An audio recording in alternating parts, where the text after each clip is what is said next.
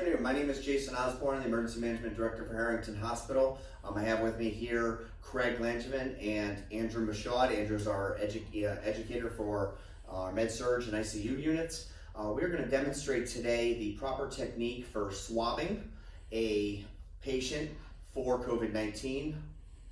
Notice our tester is in their full PPE because this is a aerosolizing, generating procedure.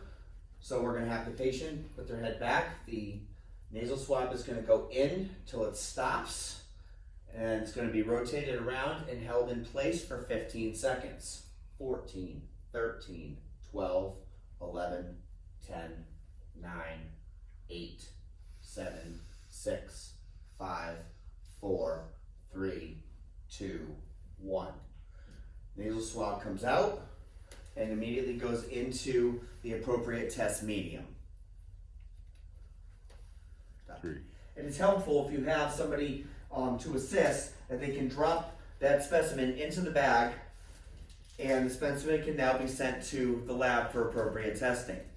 As far as PPE, you want to make sure that you have your N95 mask, as Andy does have. Please see our donning and doffing procedures video for additional information on donning and doffing your PPE correctly. Thank you guys very much, and we'll be talking about some special considerations momentarily. We're going to talk about some special consideration. Please make sure that you identify which swab kits you have, whether it's a send out versus a rapid, and this may vary from facility, so please follow your facility's protocols. The rapid testing requires just the swab, and will go back into the original packaging and then sent to the lab. The send out kits that we have will go into a transport medium tube and be sent to the lab and be sent out. So depending on what your facility is using or which kit you're using, please make sure you follow the directions that are included.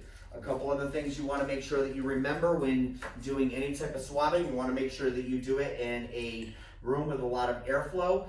It is ideal to do it in a negative pressure room or even outside if weather permitting and you're able to eliminate the possibility of exposure. Remember to use your proper PPE.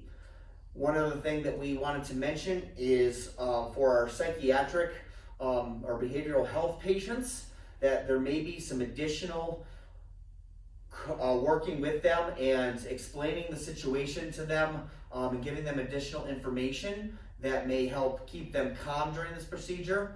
A lot of people that, at least in our experience, have reached up and tried to grab the swab or something to that extent. So if you do have somebody in your facility that either on a behavioral health ward or somebody who may not be very thrilled about being tested and needs to be tested, one thing that providers may consider is medicating the patient prior to the procedure and also doing a lot of prep work with the patient. John, is there anything else you'd like to add?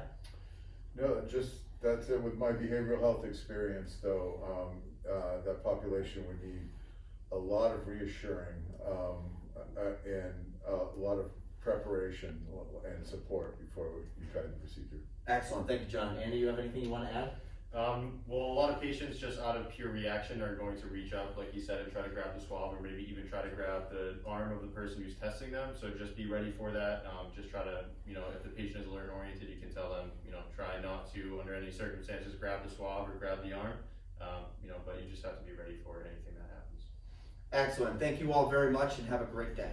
One thing we did want to mention is with your specimen tubes, please make sure that when you break off the stem of the swab, that it's not broken off too high. There should be a little perforation there, and you want to break it off just at or below the perforation, because when you put it in the tube, if there's too much of the tube coming out and you try to compress it down, what's happening is during transport, this tube is actually leaking because the cap is not on securely. You really want to make sure that you really secure that cap well prior to putting it into the lab transport bag and sending it to the lab. Now, this particular specimen is from a kit. It has been unused and there's no actual specimen in here.